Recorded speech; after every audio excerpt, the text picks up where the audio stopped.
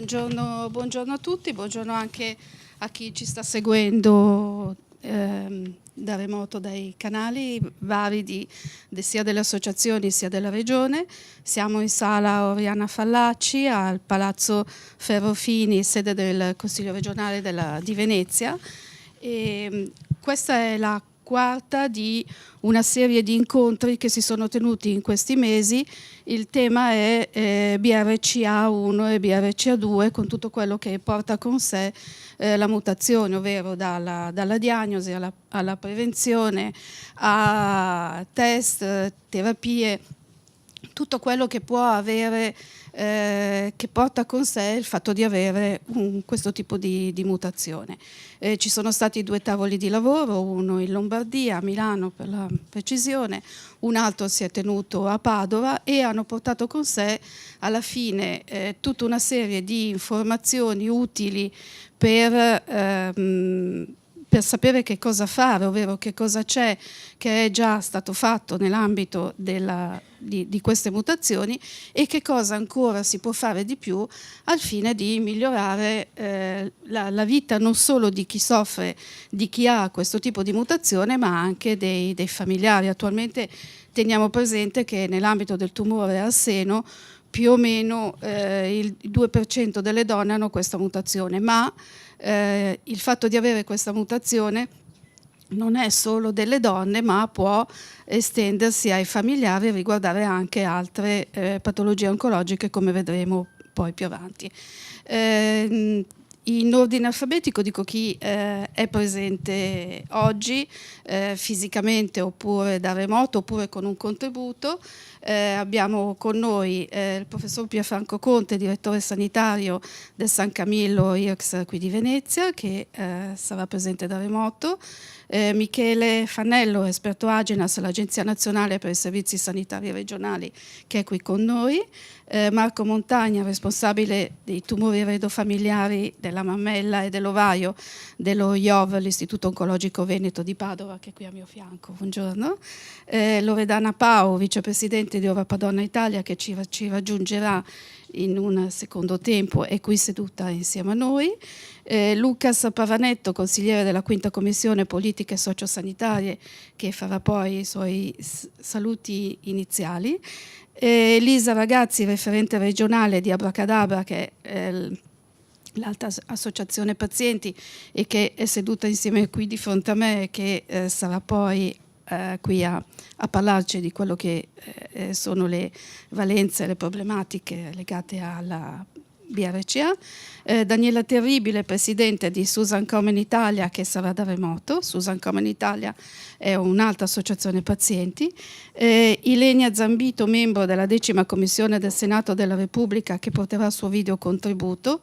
Ignazio Zullo, membro della 10ª Commissione del Senato della Repubblica, anche lui con un video contributo. E infine, scusate perché non ho tavolo e sono piena di fogli, sempre con un suo contributo e che sarà nella parte finale, scusate, bello della diretta, ci sarà con noi, perdonatemi,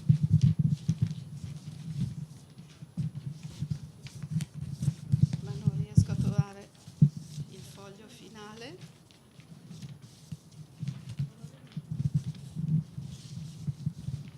Eccolo. L'onorevole Marina Marchetto Aliprandi, deputata veneziana di Fratelli d'Italia, con un suo video contributo.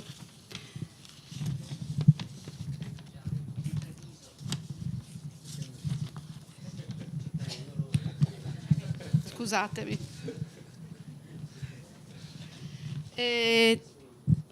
Iniziamo dai saluti istituzionali con Lucas Pavanetto, consigliere della Quinta Commissione del Consiglio regionale del Veneto. Consigliere. Allora, buongiorno a tutti e benvenuti naturalmente a Palazzo Ferrofini, sede del Consiglio regionale del Veneto. porto naturalmente il mio saluto e ho sposato questa iniziativa fin dall'inizio e finalmente siamo arrivati a compimento e quindi penso che sia un ottimo lavoro e un'opportunità per il Consiglio regionale stesso, ma anche per chi poi ci segue nel corso dei lavori. Naturalmente porto anche il saluto e ringrazio per la presenza in sala la consigliera Francesca Zottis, che è vicepresidente del Consiglio regionale del Veneto, e la consigliera Chiara Luisetto, che è qui presente con noi, che poi seguiranno i lavori indipendentemente poi dalle commissioni che sono in corso a Palazzo Ferrofini in questo momento.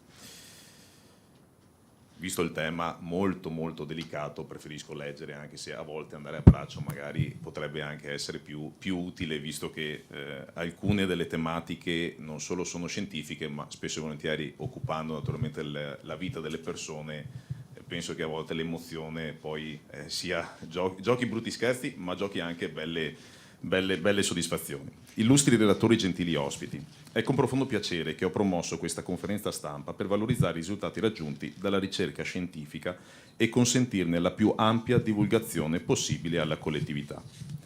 È fondamentale che la ricerca progredisca via più, ma è anche fondamentale che sia veicolata al grande pubblico ed in questo la politica può fungere da cinghia di trasmissione. In questo caso la politica si mette al servizio per un fine nobile, che come cittadini e veneti ci riempie di orgoglio e giusta ammirazione. Mi preme sottolineare come, secondo i dati del 2000, il tumore della mammella rappresenta il 30,3% di tutti i tumori femminili in Italia, in leggera crescita soprattutto nelle giovani donne. Grazie alla diagnosi precoce e al miglioramento delle terapie, l'87% delle donne guarisce, specialmente se la diagnosi avviene in fase non avanzata di malattia. Fondamentale è quindi la diagnosi precoce che lo screening mammografico ed ecografico, che varia per le fasce di età, almeno una volta prima dei 40 anni è importante sottoporsi a una visita senologica, specie in caso di familiarità per il tumore al seno, in presenza di fattori di rischio quali fumo, consumo di alcol, obesità, in premenopausa e o in terapia ormonale sostitutiva e in menopausa, tutte le donne dovrebbero sottoporsi allo screening con mammografia e o ecografia mammaria. Il tumore della mammella è una malattia in costante aumento tra la popolazione femminile, tanto ad essere uno dei tumori più comuni, il cui rischio aumenta progressivamente con l'età. Il tumore della mammella è causato dalle moltiplicazioni incontrollate di alcune cellule, principalmente di quella della ghiandola mammaria, che si trasformano in cellule maligne. Esistono diversi tipi di tumori alla mammella: carcinoma duttale, carcinoma intraduttale in situ, carcinoma lobulare, tubulare, papillare, mucinoso e cibriforme. Quali sono i fattori di rischio per il tumore del seno? Come per altri tumori, accanto a fattori ambientali associati allo stile di vita, esistono anche fattori di rischio come oncogenetici individuali, predisposizione genetica. Nel 5-10% dei casi il tumore della mammella è associato a una mutazione genetica ereditaria presente su due geni, BRCA1 e BRCA2, che predispongono la donna allo sviluppo sia di tumore del seno sia di tumore dell'ovaio. Particolare attenzione dovrebbero prestare le donne che all'interno della loro famiglia, mamma, sorelle, zie, presentano più casi di tumore alla mammella, specie in giovani età. Quali sono i metodi per prevenire il tumore del seno? La prevenzione del tumore al seno è fondamentale. Insieme alla diagnosi precoce sono potenti alleati contro il cancro. L'autopalpazione del seno, insieme alla visita senologica, esami di screening, quindi mammografia ed ecografia mammaria, e a un corretto stile di vita, sono gli elementi principali di prevenzione e diagnosi precoce. Fatto questo veloce excursus su fonte Humanitas, rammento qui l'impegno del mio partito, Fratelli d'Italia, poi tramutato in legge dell'oblio oncologico, questo per combattere lo stigma che la malattia inevitabilmente porta con sé. La considero una battaglia di civiltà affinché, decorsi 10 anni dalla guarigione, la persona possa tornare ad esercitare tutti i suoi diritti in pienezza. Il 5 dicembre 2023 è una data importante per chi è guarito da un tumore. Il Senato ha dato il via libera al testo già approvato alla Camera che tutela gli ex pazienti oncologici dalle discriminazioni legate alla malattia. Al fine di escludere qualsiasi forma di pregiudizio o disparità di trattamento, la presente legge reca disposizioni in materia di parità di trattamento, non discriminazione e garanzia del diritto all'oblio delle persone guarite da patologie oncologiche. Accade che sia una norma sull'oblio a rammentarci un traguardo importante. Siamo in un'epoca in cui il cancro non deve più spingere nessuno ai margini della società e della comunità in cui vive. La legge sull'oblio oncologico, fortemente voluta tanto dagli ex pazienti quanto dalla comunità scientifica, è stata approvata in via definitiva dal Senato il 5 dicembre, a 4 mesi dalla prima approvazione alla Camera e con voto unanime. Scopo della norma è tutelare la dignità e i diritti delle persone che hanno avuto un tumore, hanno affrontato le cure e hanno superato la malattia, evitando discriminazioni e trattamenti poco equi, ad esempio nell'accesso ai servizi finanziari e assicurativi. Che cosa significa il diritto all'oblio oncologico? Il diritto all'oblio è il diritto di non fare menzione dell'esperienza di malattia attraversata quando il tempo trascorso e le condizioni di salute la rendono non più rilevante e di non essere oggetto di indagine per questo motivo.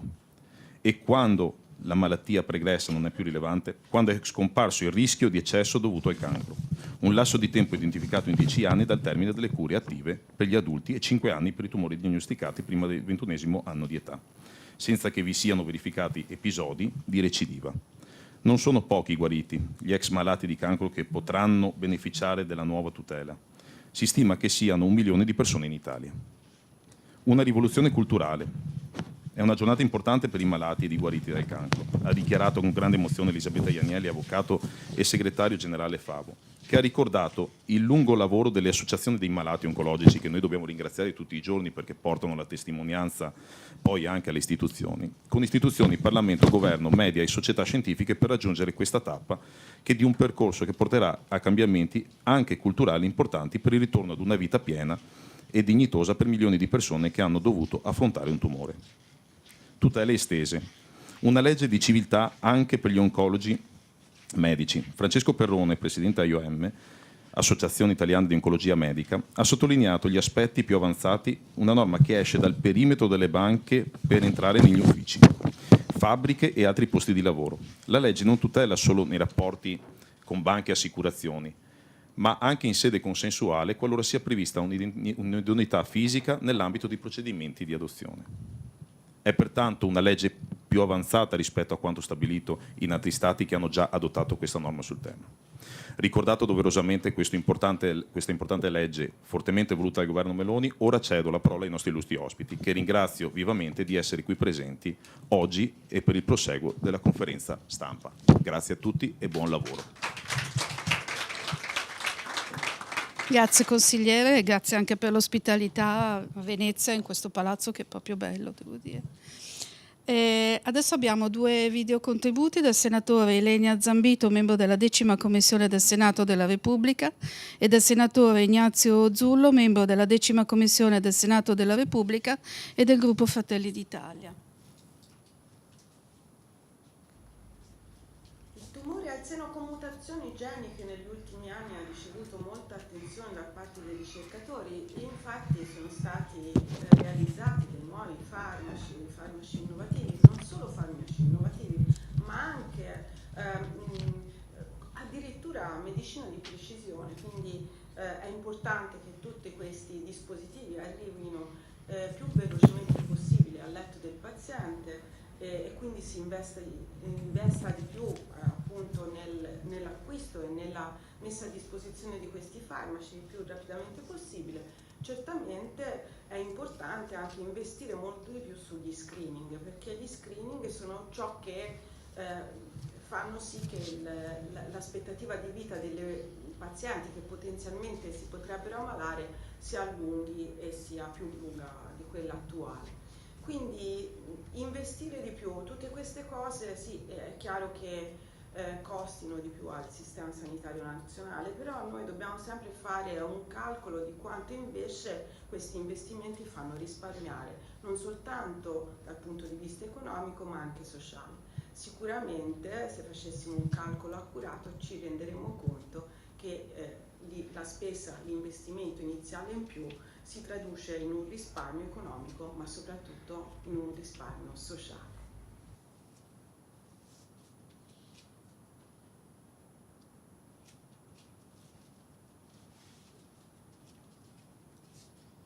Bene, adesso abbiamo il senatore Buongiorno. Zullo. Grazie di questo invito. Purtroppo mi dispiace tanto, avrei voluto molto tanto essere con voi, partecipare a questo importante appuntamento, però con tanti impegni parlamentari me l'hanno impedito. Però questo non toglie che attraverso questi mezzi che ci aiutano possiamo stare insieme e condividere alcune questioni e alcuni principi. È evidente che io svolgo un ruolo parlamentare, ma la mia natura di medico si associa e anzi vorrei dire sovrapassa questo impegno parlamentare e peraltro sono un igienista che si è formato nel discorso e tutti i discorsi della prevenzione. E il tema di oggi, il tema delle malattie oncologiche, è un tema che riguarda la prevenzione e dobbiamo passare da una prevenzione tradizionale legata a screening su popolazione che tradizionalmente hanno fondato sulla mammografia, sul pap test ed altri test di screening. Dobbiamo andare avanti e introdurci a quella che è la genetica medica che attraverso l'esame genomico può darci l'idea di una medicina predittiva, cioè di chi ha la predisposizione a sviluppare queste patologie, per poter intervenire molto precocemente, prima ancora della diagnosi precoce, prima ancora quindi di una prevenzione secondaria. Io credo che questo governo ci abbia messo del suo quando ha approvato il piano oncologico nazionale 2023-2027 e credo anche che queste riflessioni che io sto facendo in questo consesso siano riflessioni condivise a livello di governo, a livello di ministero, conoscendo la sensibilità e la professionalità del ministro Schillaci e di chi lo affianca nelle sue attività. Non mancherò ovviamente di parlarne, di continuare a parlarne con il ministro Schillaci e tutti insieme dobbiamo continuare a parlare di questo perché si deve diffondere la cultura della medicina predittiva per portare queste situazioni ad ogni livello, in ogni regione, perché ci sono delle disparità e delle disuguaglianze tra cittadini e cittadini, tra regioni e regioni. Dobbiamo impegnarci tutti affinché un determinato LEA o una determinata prestazione possa essere fruita da tutti. Non ci devono essere cittadini di serie A, di serie B, non ci devono essere privilegiati, ma dobbiamo essere tutti uguali di fronte a delle opportunità che l'innovazione tecnologica, la ricerca medica e anche il lavoro di alcuni medici specialisti in genetica possono portare come beneficio alla nostra popolazione. Vi ringrazio e vi auguro un buon lavoro.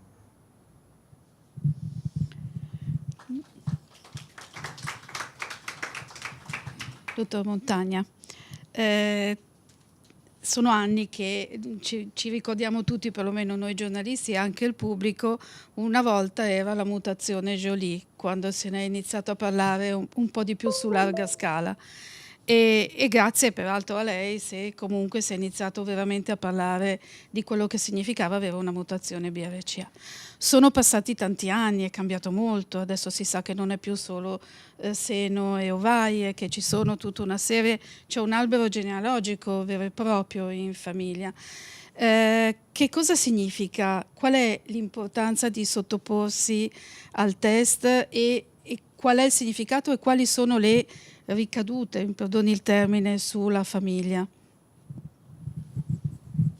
Sì, grazie, ringrazio anch'io gli organizzatori di avermi invitato a questo evento e vorrei confortarla dicendole che tutto sommato il lavoro che abbiamo iniziato a fare tanti anni fa è comunque valido, nel senso che i capisaldi rimangono questi due geni, BRCA1 e BRCA2. È vero che c'è dell'altro, è vero che la ricerca cresce e si evolve in maniera molto rapida, però le cose importanti diciamo che le avevamo già identificate molti anni fa.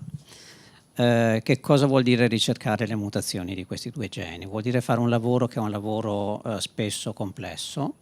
In questo senso le nuove tecnologie di sequenziamento del DNA ci vengono incontro perché ci consentono di sequenziare in parallelo tanti pazienti e in un tempo molto più ridotto. Quello che sta diventando invece il vero collo di bottiglia non è tanto l'aspetto tecnologico quanto l'aspetto interpretativo delle varianti genetiche che poi noi andiamo a identificare. Queste nuove tecnologie ci consentono di fare altri geni oltre a BRCA1 e BRCA2, però come ho già detto questi rimangono i principali responsabili della predisposizione ai tumori della mammella e dell'ovaio. Dicevo il collo di bottiglia quindi nell'interpretazione, perché? Perché queste mutazioni sono sparse lungo l'intera lunghezza di questi geni, sono 2 geni molto grandi e quindi dobbiamo poi interpretare tutte le varianti che vengono identificate, siamo aiutati in qualche modo dai software. C'è poi però un lavoro finale di interpretazione che prevede l'analisi delle frequenze di queste varianti che noi troviamo, l'analisi dei database di popolazione piuttosto che database patologia specifici. Utilizziamo dei programmi in silico per predire l'effetto di queste varianti sulla proteina e facciamo delle ricerche nella letteratura scientifica per vedere se queste varianti sono già state identificate e quindi ci sono dei dati o di segregazione nella famiglia piuttosto che studi funzionali. E poi infine tutte queste informazioni e fonti che abbiamo per classificare la variante le dobbiamo utilizzare secondo quelli che sono degli algoritmi che sono estremamente complicati e stanno diventando sempre più complicati, che abbiamo definito non a livello nazionale ma a livello internazionale, in modo che lo stesso risultato abbia lo stesso significato qui come negli altri paesi del mondo. Tutto questo si può fare grazie alla formazione di personale di laboratorio, che è personale specializzato, nel senso che deve avere un training almeno di 1 anno per poter iniziare a fare questo lavoro e nel momento in cui troviamo l'alterazione e riusciamo a collegarla alla patologia della paziente, possiamo offrire un test specifico all'interno della famiglia per andare questa volta a ricercare solo quella specifica alterazione nelle donne sane della famiglia, nelle donne e anche negli uomini della famiglia. Coloro che poi saranno portatori di questa alterazione vengono inseriti in quelli che sono i programmi appunto di prevenzione, di sorveglianza e non dimentichiamo che un risultato molto importante all'interno della famiglia è anche quello di identificare i soggetti che non ereditano quella specifica alterazione.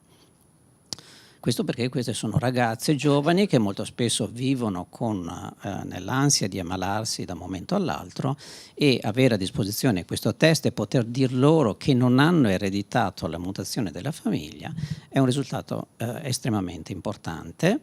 Ovviamente il loro rischio non diventa 0, diventa il rischio simile a quello della popolazione generale, per cui possono rientrare nei programmi di screening previsti per la popolazione generale.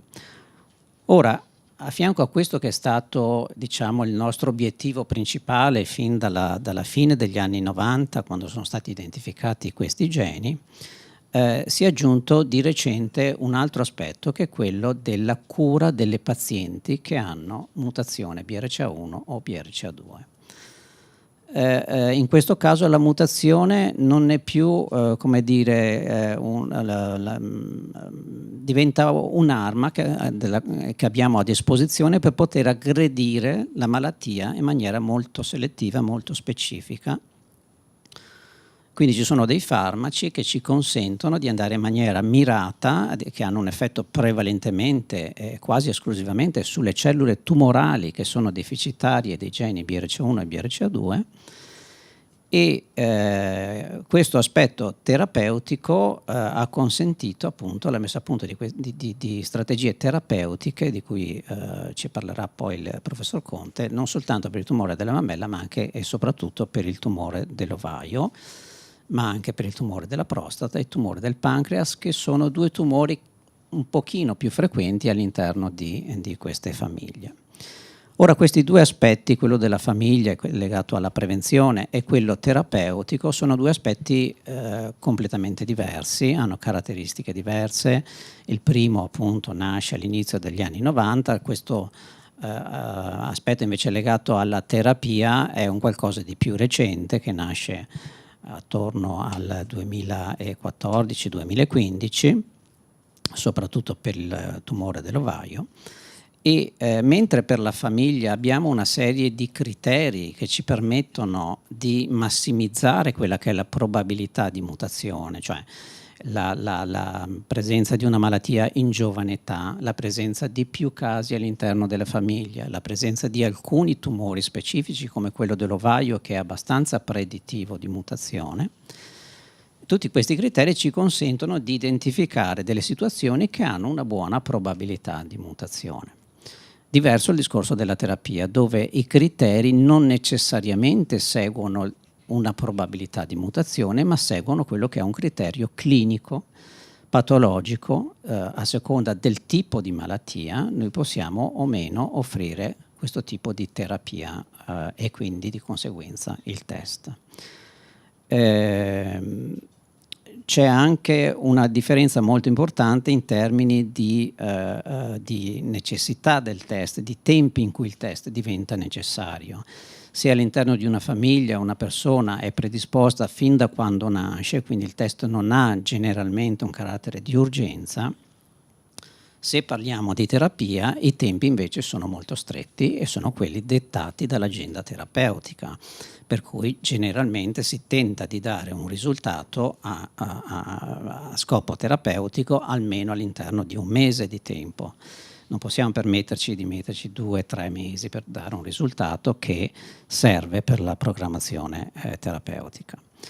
Però proprio per il motivo che vi dicevo prima, cioè per il fatto che non esistono dei criteri per selezionare pochi casi che hanno con più probabilità la mutazione per quanto riguarda l'aspetto terapeutico, e i numeri di pazienti che richiedono il test e quindi di oncologi che ci richiedono questa tipologia di test a scopo terapeutico stanno aumentando in maniera estremamente importante, ed essendoci questa necessità di avere un risultato in tempo breve, l'unica possibilità che in laboratorio abbiamo è quella di anticipare questi test rispetto a tutti gli altri, con il risultato che purtroppo i test legati all'aspetto familiare ci mettono molto più tempo, e per cui sì, prego. Mi fermerei perché col discorso dei test genetici mi collegherei all'intervento della professoressa Terribile. Ciao Daniela. Buongiorno. Eccoti, ciao Daniela. Sì, eccomi. Eccoti qui. Con te vorrei riprendere il discorso sul valore dei test genetici e la necessità di avere un rapido accesso, che è una cosa a cui ha accennato il dottor Montagna adesso. Eccomi, ma io direi, il dottor Montagna stava spiegando perfettamente quello che è l'iter e quello che è successo e sta succedendo oggi. Il discorso dell'importanza di disporre di un test in tempi rapidi, soprattutto di avere l'accesso ai test, che è un problema, e dall'altro di avere un test con un esito rapido è un'altra delle questioni che ovviamente hanno implicazioni cliniche.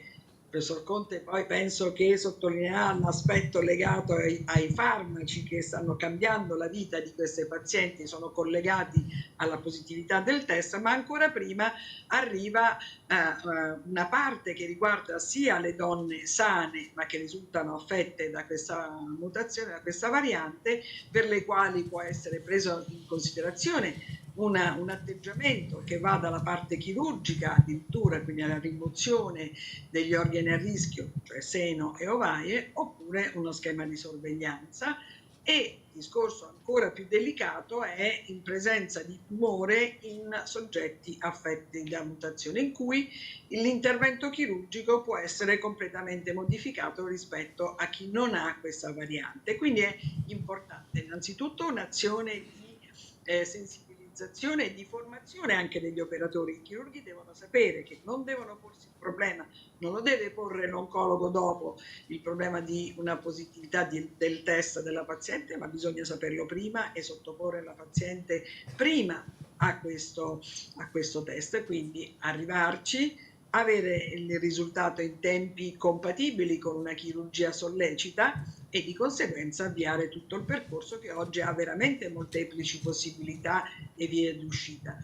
Quindi l'azione, e su questo entra anche l'azione delle associazioni, è quello di far conoscere qual è l'argomento, quindi sensibilizzare su questo tema, ma anche tendere a svolgere l'azione di advocacy che insieme ad esempio a Europa Donna noi svolgiamo a livello nazionale riguardo l'accessibilità ai test, l'accessibilità a test di tipo rapido e quindi anche a una formazione alla presenza, alla presa in carico di queste pazienti, di queste donne che possono essere assolutamente donne sane in centri qualificati, quindi un percorso dedicato a quello che noi chiamiamo all'alto rischio eredofamiliare in ambiti dove lavorano specialisti preparati e opportunamente trainati. L'associazione ha questo compito di spingere un pochino l'attenzione da una parte dei media e dall'altra parte degli enti istituzionali.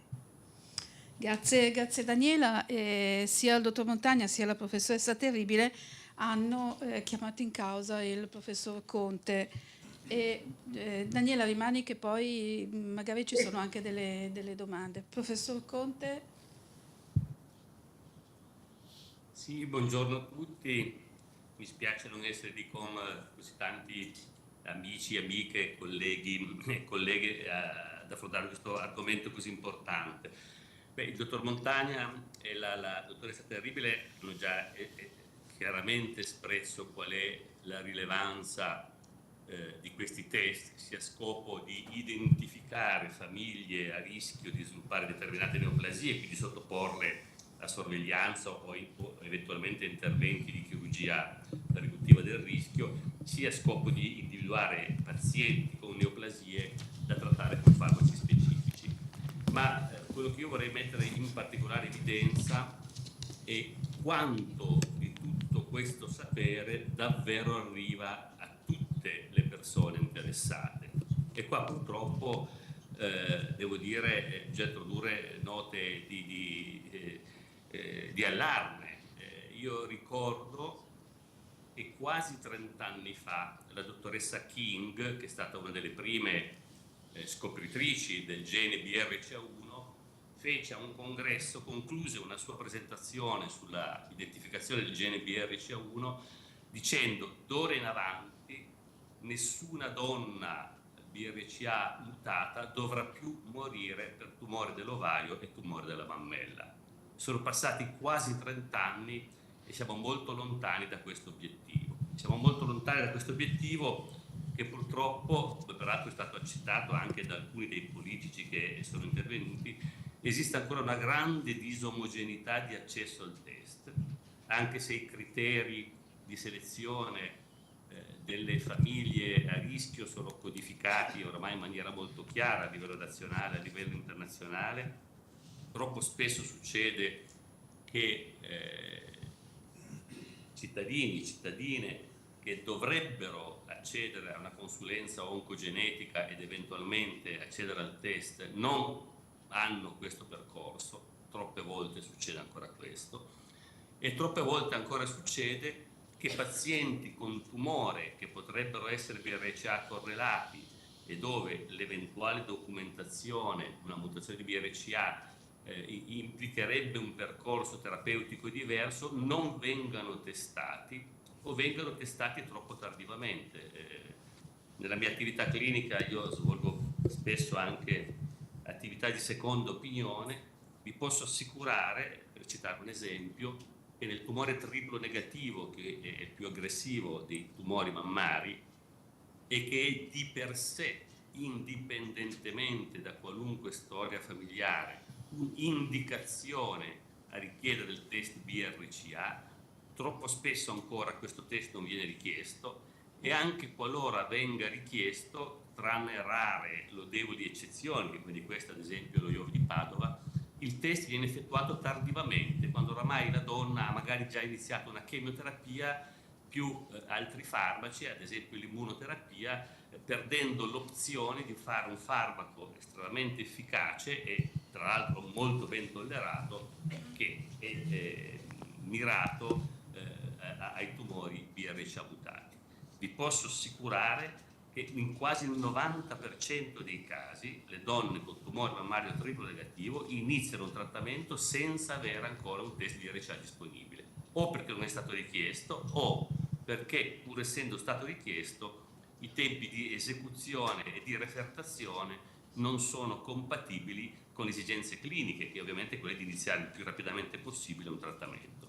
Ecco, di questo bisogna essere molto consapevoli, bisogna capire quali sono le motivazioni. Certamente le motivazioni sono in parte ancora educazionali, come citava Daniela, bisogna ancora insistere con i chirurghi, con i radiologi, con gli oncologi medici, con i ginecologi, per far capire quando e perché è importante chiedere questo test.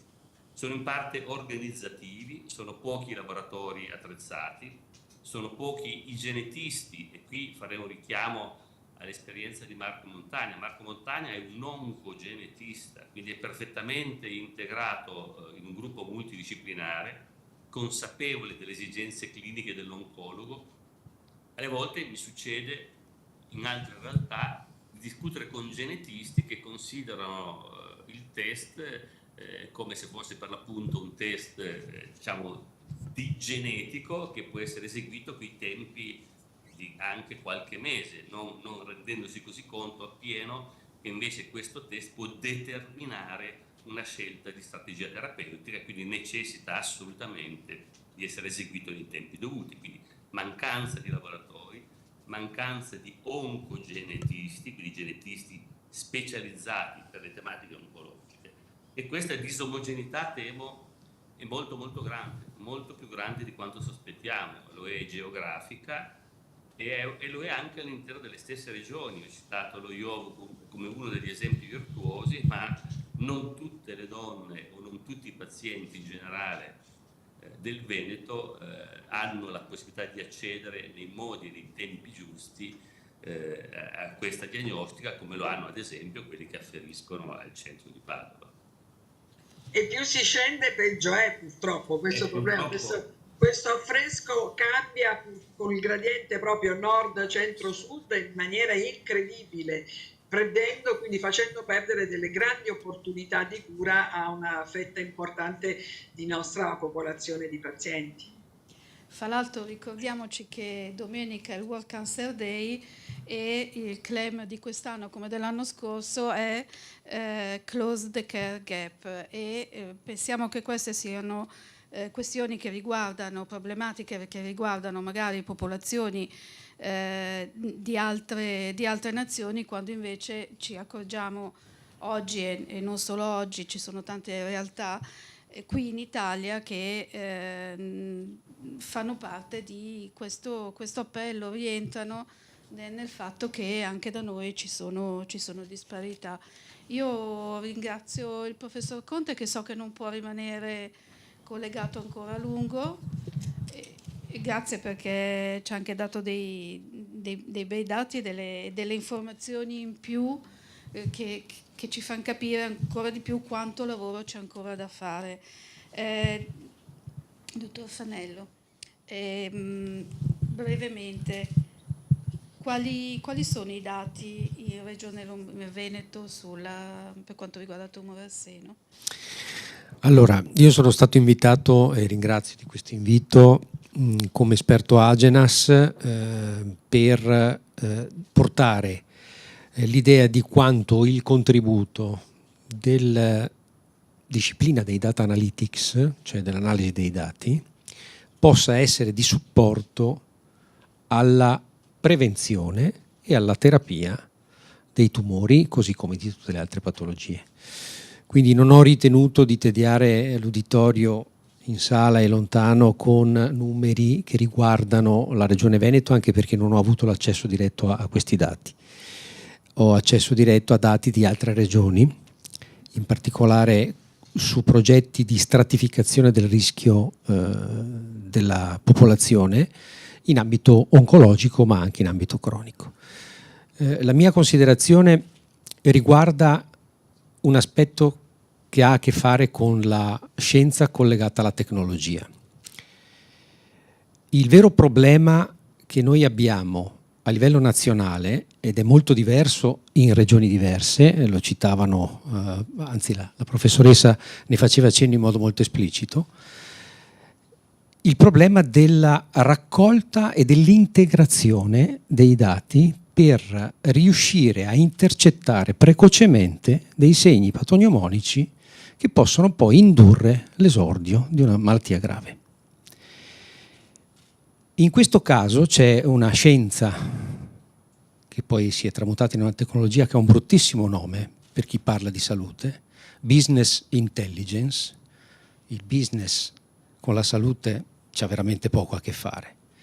Purtroppo questa è la semantica che è stata adottata in tutto il mondo. In realtà si tratta di advanced data analytics, cioè di tecniche avanzate di analisi dei dati. E di questo noi ci occupiamo. In Agenas ci sono dei gruppi di lavoro che fanno esclusivamente questo mestiere. Come funziona questa cosa? Io tra l'altro ho anche preparato un brevissimo spezzone che potrei farvi vedere in diretta se c'è il tempo, però me lo direte voi. Funziona in questo modo. Noi raccogliamo i dati relativi ai ricoveri, alle prestazioni specialistiche ambulatoriali o intraospedaliere, a tutta la parte diagnostica, sia per immagini che laboratoristica, agli accessi al pronto soccorso, alle cure domiciliari. Tutti questi database, che vengono chiamati database amministrativi, sono ben presidiati in tutte le aziende sanitarie di tutta Italia, con poche eccezioni, ben presidiati. Quindi si sa benissimo quando sono state fatte delle mammografie, quando è stata intrapresa una terapia con farmaci biologici, piuttosto che quando c'è stato un accesso a un trattamento chirurgico e così via. Quello che manca, ed è veramente un problema grave, e per fortuna ci sono alcune regioni, tra cui la mia, io sono cittadino veneziano, quindi sono anche lieto di essere qui in questa veste, invece hanno, ed è la possibilità di integrare a questi dati amministrativi i dati clinici. Cioè, è stata fatta una mammografia, ma è risultata positiva o negativa? In questo momento noi possiamo soltanto immaginare, per intercettare precocemente una patologia come il tumore alla mammella, che prendiamo tutti quelli che hanno fatto una mammografia, tutte le donne che hanno fatto una mammografia, andiamo a vedere di queste donne quante sono state poi intercettate per un intervento chirurgico, un ricovero ospedaliero con diagnosi di tumore. Escludiamo queste, ci teniamo l'altra coorte, quella per differenza, che non ha avuto un seguito di gestione della malattia, e proviamo attraverso una distribuzione di elenchi ai medici di medicina generale a fare la medicina di iniziativa, e cioè a chiamare queste persone per proporre degli approfondimenti diagnostici. Se poi avessimo anche, come è stato detto più volte, il dato relativo al laboratorio con i biomarker e quindi con i test di mutazione genetica, ovviamente arriveremo ancora più in profondità su questa attività. La medicina di iniziativa ha un grandissimo problema oggi, e poi qui mi fermo, che è quello della privacy. Il programma nazionale, il piano nazionale di ripartenza e resilienza, PNRR, nella missione 6, parla esplicitamente di medicina di iniziativa, che vuol dire intercettare una patologia prima che ci sia il bisogno di un intervento perché la patologia si è manifestata. Questo presuppone che se funzionano i sistemi che vi ho appena tentato di descrivere, noi abbiamo degli elenchi con nomi e cognomi. Il garante vieta di utilizzare questi elenchi. Alcune regioni sono state sanzionate per aver intercettato coorti a grave rischio di patologia da poter eventualmente convocare per accertamenti di approfondimento. E questo è un problema che è in corso di discussione a livello ministeriale. Io faccio parte di una commissione che ha anche un rapporto con gli esperti del garante, loro stessi, che sono degli avvocati e che applicano delle leggi, sono ben consapevoli di questo grosso limite. Si sta cercando di fare un passo avanti, ma purtroppo La legislazione in questo momento ci blocca da questo punto di vista, quindi questo è un vulnus che dobbiamo superare. Direi che le tematiche che stanno emergendo sono tante e estremamente attuali. Io a questo punto chiamerei qui, ringrazio voi e purtroppo abbiamo dei tempi che sono molto stretti, quindi chiamo qua con me la dottoressa Ragazzi, referente regionale di Abracadabra, e la dottoressa Pau, vicepresidente di Europa Donna Italia.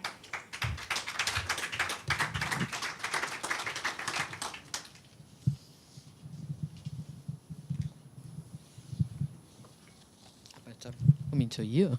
Sì. Ah, va bene. Andiamo in ordine alfabetico. Va bene. Loredana, parliamo di equità di accesso alle cure e alla diagnostica avanzata, sempre focalizzandoci su questa fetta di donne che, ricordiamoci, a conti fatti non sono poche. No. E, se ne ha parlato il dottor Montagna, ne hanno parlato tutti i nostri relatori. Ora dalla parte dell'associazione pazienti. È stato detto appunto ampiamente di queste discrasie di accesso ai servizi e alle cure, quindi sono delle discrasie marcate, ha detto bene prima la dottoressa Terribile, su queste differenze proprio da nord a sud che sono decisamente inaccettabili lato pazienti e lato associazioni pazienti, e quindi il lavoro che noi stiamo cercando di fare è quello di andare a mitigare questo tipo di differenze, facendo proprio un lavoro di carattere regionale. E quindi questo è un impegno che Europa Donna Italia ha preso al riguardo. Faccio anche un piccolo esempio per quanto riguarda la possibilità di intercettare le persone, in questo caso più facilmente le donne che sono portatrici di una mutazione, e dopo sicuramente Elisa approfondirà.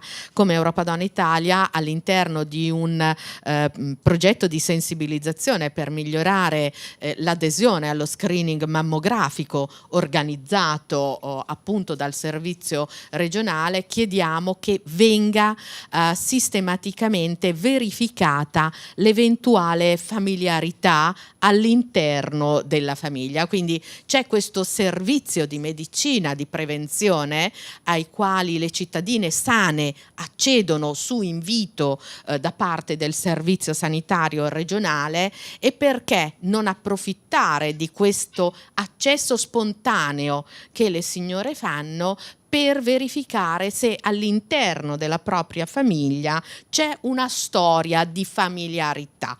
E lì, in quel caso, nel momento in cui è la persona ad accedere al servizio, si bypassa il problema della privacy, perché se è la signora che nel momento in cui accede al servizio e deve compilare dei moduli, autorizza il servizio sanitario regionale a indagare su una dichiarazione personale, il tema della privacy così è superato. Noi lo chiediamo a livello nazionale insieme ad altre fattispecie, proprio per migliorare il processo di accesso allo screening mammografico, che riguarda tutte le cittadine sane in una fascia di età target variegata a seconda delle regioni di pertinenza, che anche lì, anche questa è una discrasia inaccettabile. Diciamo che la normalità è 50-69 anni per essere chiamate per fare una mammografia di screening, in alcune regioni virtuose è 45-74, in Regione Veneto si sta lavorando fondo per chiamare le donne tra i 45 e i 49 che allo stato attuale non vengono convocate. Quindi già questo è un processo per migliorare anche in Regione Veneto, che ricordo che per quanto riguarda i temi della senologia è una delle 2 regioni benchmark, 2 regioni di riferimento per tutta la senologia. Però anche qua, come dico sempre io, ci sono margini di miglioramento, perché ci sono problemi anche in paradiso, quindi anche nella regione si può lavorare per migliorare questo processo. E a questo riguardo però ricordo una delle ultime delibere che Regione Veneto ha emanato per il coinvolgimento delle associazioni, quindi delle organizzazioni delle pazienti. In questo caso io mi occupo di donne, però qui parliamo sempre di persone, quindi c'è stata da poco, alla fine dell'anno del 2023, è stata emanata questa delibera per il coinvolgimento delle associazioni, e quindi adesso stiamo aspettando tutti i regolamenti attuativi affinché poi le associazioni entrino a far parte di questa assemblea, entrino nella cabina di regia che Regione Veneto ha appunto disciplinato, perché così c'è questo rapporto diretto tra le associazioni dei pazienti, le organizzazioni dei pazienti e l'istituzione regionale, perché così si migliora tutto il processo e le istituzioni prendono in carico direttamente le istanze che le associazioni vanno a presentare. È un grande lavoro che va fatto insieme. Infatti qua in platea, e le ringrazio, ci sono molte delle associazioni di Europa Donna Italia aderenti a Regione Veneto, perché vogliono partecipare, quindi uscire magari dal proprio ambito strettamente territoriale, ma confrontarsi tra di loro per migliorare tutti i processi. E questo è un lavoro che facciamo insieme, in un processo di condivisione, intendiamoci, perché le pazienti hanno tutto il loro percorso personale da vivere, di diagnosi, di cura. Cerchiamo di facilitare anche i processi di carattere legislativo, per non aggravare su di loro anche situazioni che potrebbero essere alleggerite. Ma grazie, sui temi Lorena, dedicati sì, al BRCA c'è l'associazione nazionale dedicata, che ha un'ottima struttura di carattere regionale con Elisa. Grazie.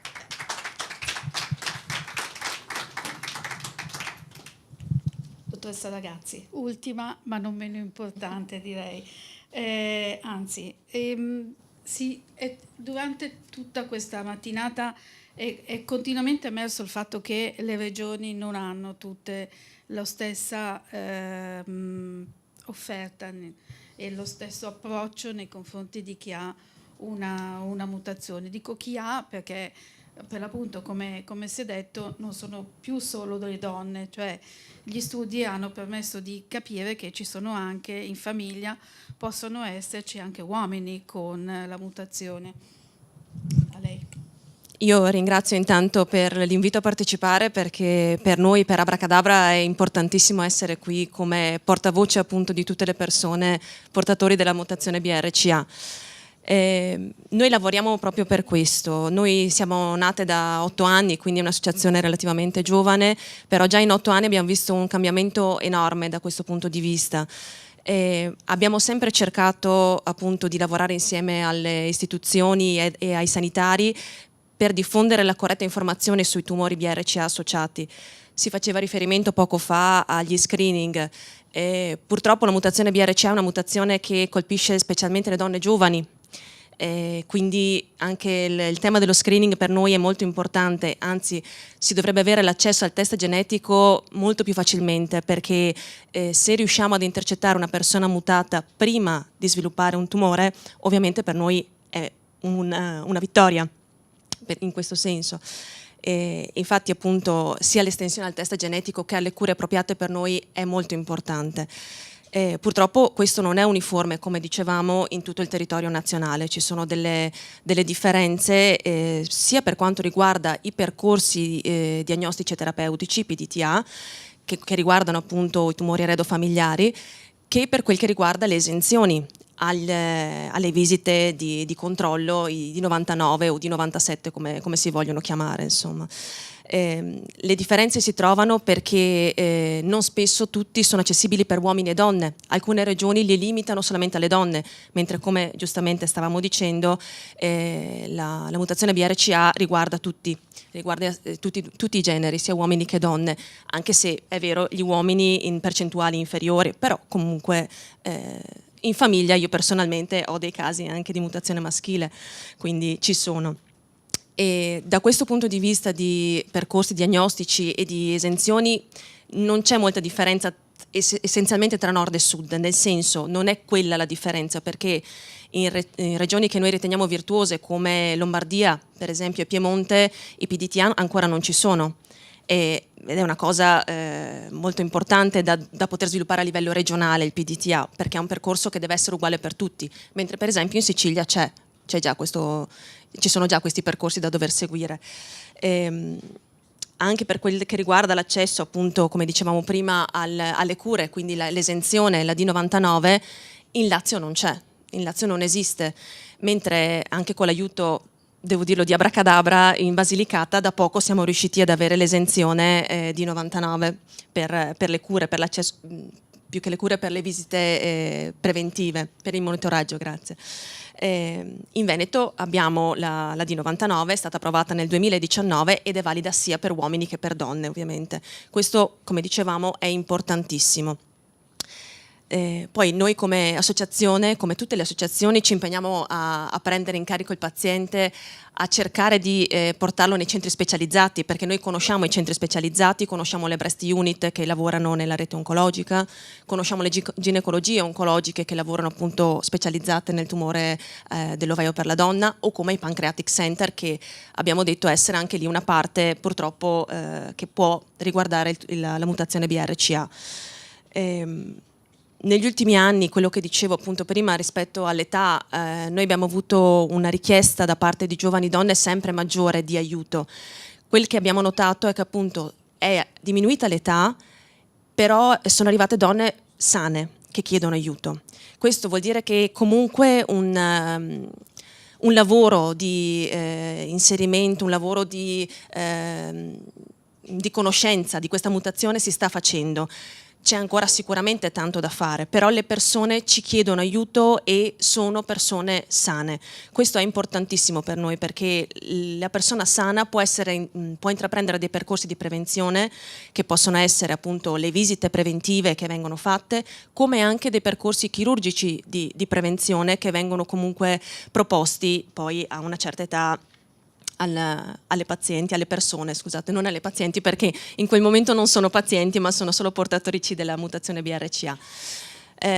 Noi lavoriamo ancora purtroppo contro alcuni, uno stigma se vogliamo, ci sono persone, anche mamme stesse, che spesso alle figlie dicono no, non fare per esempio la mastectomia, che viene consigliata appunto alle donne BRCA dopo una certa età, perché poi chi ti piglia se ti fai la mastectomia, come fai ad andare avanti? O vi dico per esperienza personale, medici durante una visita di routine, era una visita per il lavoro, che mi dicono: ma è sicura signora di volersi mutilare? Caspita, noi su queste cose a volte ci ridiamo sopra come associazione, perché sono frutto dell'ignoranza ancora di tante cose che non si sanno e che si prendono come sbagliate. Purtroppo però scoraggiano alcune persone, perché se una persona si trova ad affrontare questo, può essere scoraggiata, ecco, da questi medici. Però il fatto di avere delle associazioni pazienti sul territorio vuol dire anche migliorare le conoscenze ed evitare sempre di più che si creino queste situazioni che non vanno assolutamente bene. Rimanete qui con me, fammi compagnia. Adesso abbiamo il video dell'onorevole Marina Marchetto Aliprandi, deputata veneziana di Fratelli d'Italia.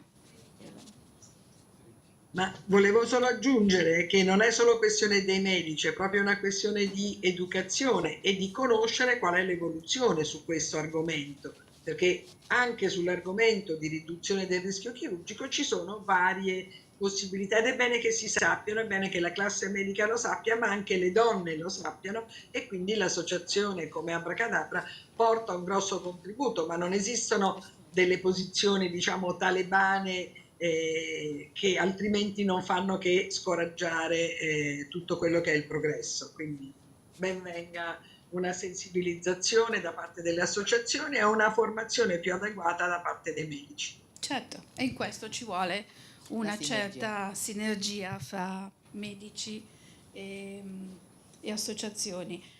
Avevamo un problema con il video, credo che non riuscite a girarlo?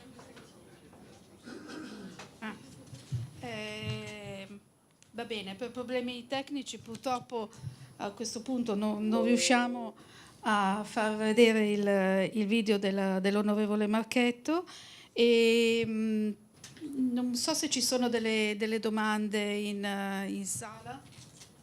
Queste luci peraltro faccio anche fatica a vedere. Allora, io direi i temi che sono stati trattati sono stati molti.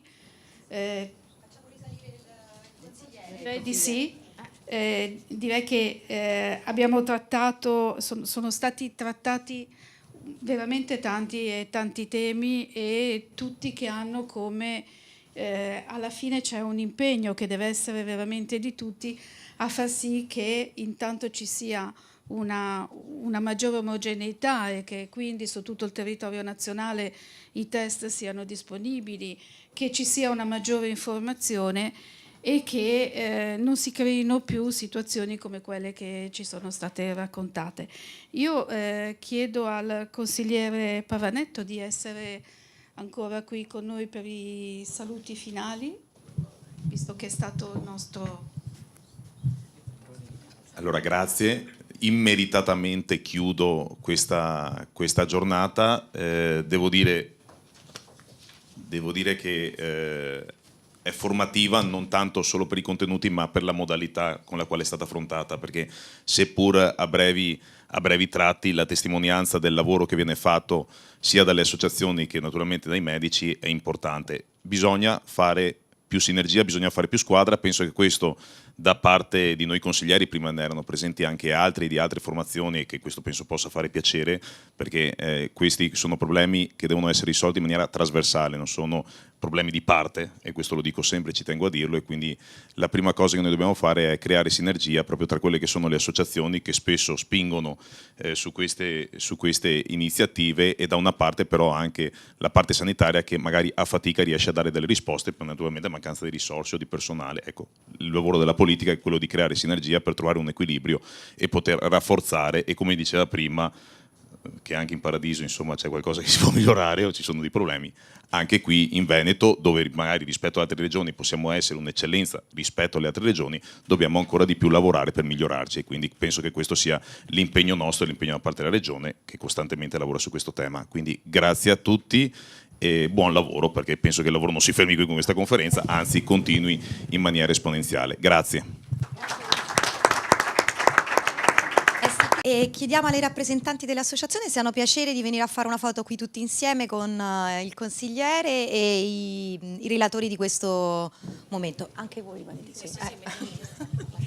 Prego. Prendete anche chi è da lontano. Mi certo, certo, professoressa, la vediamo. Ah, no. Prego.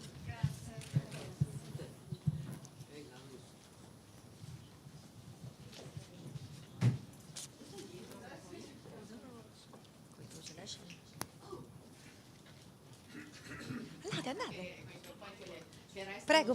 Andate. Prego. Su.